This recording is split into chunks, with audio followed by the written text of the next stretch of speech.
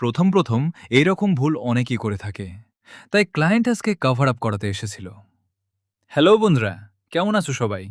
আমি প্রকাশ from স্মার্টিং tattoo studio. তো আজকে ক্লায়েন্ট কভার আপ ট্যাটু করাবে, তাই বেশি দেরি না করে হাতে স্টেন্সিলটা বসিয়ে কাজে লেগে যায়। তো তোমরাও যদি ট্যাটু করাতে চাও তাহলে আমাদের স্টুডিও ভিজিট করো। 70% কাজ করার পর ট্যাটুটা কিছুটা এমন লাগছিল। তারপর একটু হোয়াইট কালার দিয়ে দিই। তারপর কাজটা হয়ে গেছিল। কাজটা করতে 5 থেকে 6 ঘন্টার মতো সময় লেগেছিল।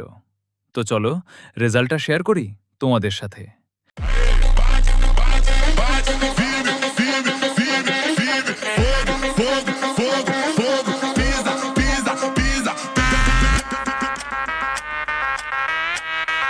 কাজটা কেমন লাগলো কমেন্টে বলো।